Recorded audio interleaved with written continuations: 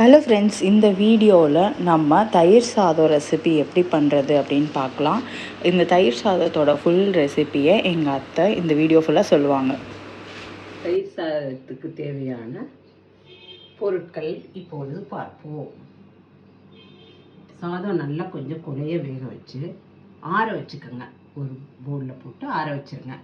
அதுக்கு தேவையானது கடுகு, தாளிக்க கடுகு, உளுந்தம்பருப்பு, பச்சை மிளகாய், கொத்தமல்லி தழை, கருவேப்பிலை எல்லாம் தாளிக்கிறதுக்கு கொஞ்சம் பெருங்காயம் போட்டு தாளிச்சிட்டு மாதுளம்பழம் கொஞ்சம் உரித்து முத்து முத்தாக எடுத்து வச்சுக்கோங்க. கொஞ்சம் திராட்சை நீங்கள் முழுசாக கூட போட்டுக்கலாம், இல்லை அரிஞ்சு கூட போட்டுக்கலாம். அது உங்களோட விருப்பம் போல். முழுசாக போட்டால் கூட நல்லதாக இருக்கும். க்ரீன் திராட்சை, விதை இல்லாத திராட்சை வாங்கிக்கிட்டிங்கன்னா ரொம்ப நல்லாயிருக்கும்.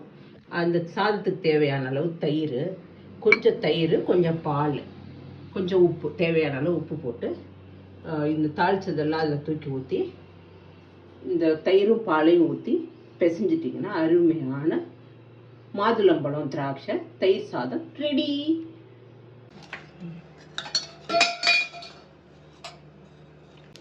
ரொம்ப எண்ணெய் தேவையில்லை, சும்மா ஒரு 3 ஸ்பூன் அளவு, குட்டி ஸ்பூன்ல 3 ஸ்பூன் தயிர் சாதத்துக்கு எண்ணெய் ஊற்றிட்டு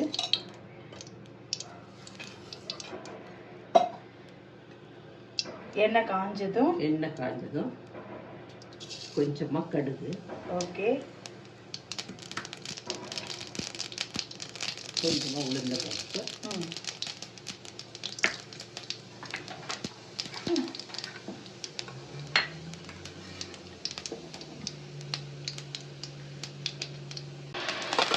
கருவேப்பிலை, பச்சை மிளகாய், கொத்தமல்லி.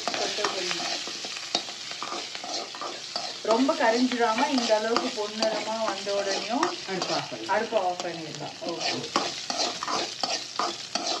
நம்ம சாதம் ஆல்ரெடி கொலைய வேக வச்சு வச்சிருக்கோம்.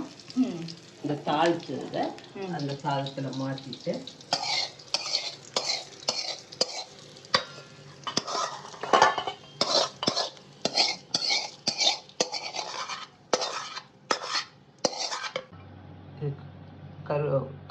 கொத்தமல்லியை பச்சையாக போட்டிங்கன்னா அது ஒரு மாதிரி ஸ்மெல்லாக நல்லா இருக்கும், நல்ல டேஸ்ட் கொடுக்கும். இது எல்லாமே ஆட் பண்ணுறேன். நல்ல தாராளமாக தயிர் ஊற்றுறீங்களே. தயிர்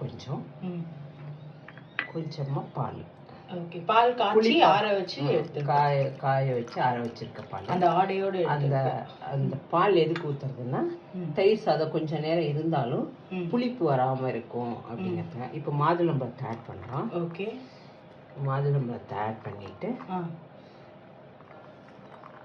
கலர்ஃபுல்லாக இருக்குது தயிர் சாதம் பார்க்குறதுக்கு. திராட்சை இன்னும் நிறைய போட்டால் இன்னும் ரொம்ப நல்லாயிருக்கும்.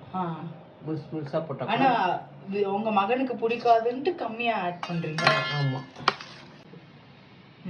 இப்போ இதில் உப்பு ஆட் பண்ணியிருக்கோம், தேவையான அளவு உப்பு ஆட் பண்ணியிருக்கோம். ஓகே, இப்போ கலந்து பரிமாறின தயிர் சாதம் ரெடி. ஓகே.